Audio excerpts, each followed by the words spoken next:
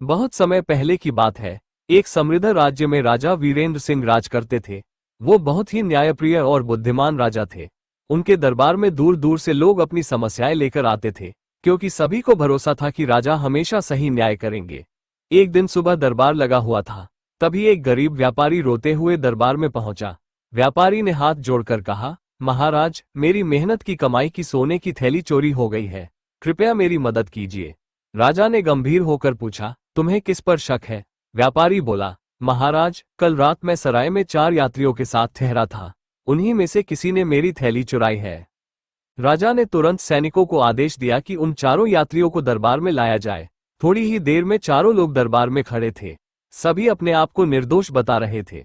राजा ने अपने बुद्धिमान मंत्री देवदत्त की ओर देखा और कहा, देवदत्त, इस मामले का सच पता लगाना तुम्हारी जिम्मेदारी है। देवदत्त ने थोड़ी देर सोचा और फिर एक योजना बनाई। देवदत्त ने चारों लोगों को एक एक रस्सी दी और कहा, यह साधारण रस्सी नहीं है, ये राजमहल की जादुई रस्सी है। जिसने भी चोरी की होगी उसकी रस्सी रात भर में 2 अंगुल लंबी हो जाएगी।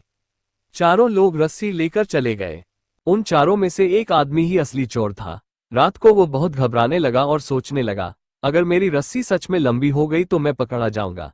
डर के कारण उसने अपनी रस्सी 2 अंगुल छोटी काट दी, ताकि अगर रस्सी बढ़े तो बराबर हो जाए। लेकिन उसे यह नहीं पता था कि रस्सी में कोई जादू नहीं था। अगली सुबह सभी लोग अपनी रस्सी लेकर दरबार पहुंचे। देवदत्त ने सभी रस्सियों को देखा और मुस्कुराए।